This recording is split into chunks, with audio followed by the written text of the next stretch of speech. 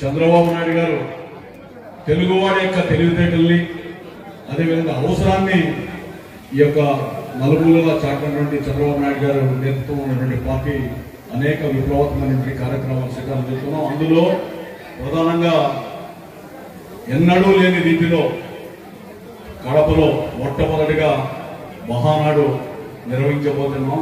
అందులో కడప జిల్లా యొక్క పౌరుషాన్ని, కడప జిల్లా యొక్క అవసరాన్ని, కడప జిల్లా యొక్క ప్రతిష్టని, పార్టీ పరిస్థితిని ఇనుపడింపజేయాల్సిన బాధ్యత మనందరి మీద ఉంది.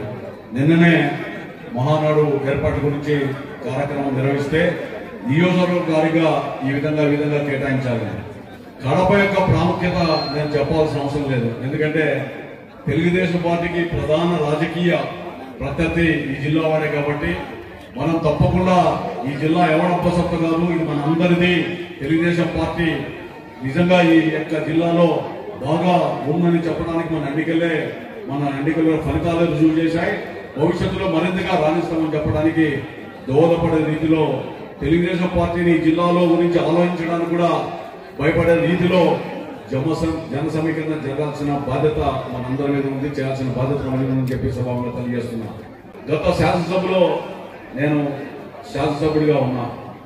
ఇక్కడ ఒక ఆయన బాగా ఒడ్డు పొడుగు ఉండి ఒక ఆయన శాసనసభ్యుడిగా ఎన్నికై వచ్చాడు. నేను చాలాసార్లు ఆలోచించా, శాసనసభకు వస్తే ఒక సామాజిక స్పృహ బాధ్యత ఉండాలి. వీధి రౌడీలాగా అక్కడ పోడియం దగ్గర రావడం, తొడలు కొట్టడం, తాను ఏదో ఒళ్ళు పెంచుకున్నానని చెప్పి రకరకాలుగా విన్యాసాలు చేసేటువంటి దుస్సంప్రదాయాన్ని ఒడగొట్టినటువంటి ఈ పొద్దుటూరులో ఒక నిజాయితీ పరుణ్ణి, అదేవిధంగా సామాజిక స్పృహ బాధ్యత ఉన్న వ్యక్తిని, సుదీర్ఘ రాజకీయాల్లో ఉండి ప్రజల్లో మమేకమవుదాం, మనం న్యాయబద్ధంగా బతుకుదామనేటువంటిని గెలిపించిన మీ అందరూ కూడా పేరు పేరున కృతజ్ఞత ఉందని తెలియజేసుకుంటూ భవిష్యత్తులో మరింతగా పార్టీ పటిష్టం కోసం పొద్దుటూరులోనూ జిల్లాలోనూ మీరందరూ కూడా ప్రయత్నం చేస్తారని చెప్పి ఆశిస్తూ సెలవు తీసుకున్నాను. జై హింద్.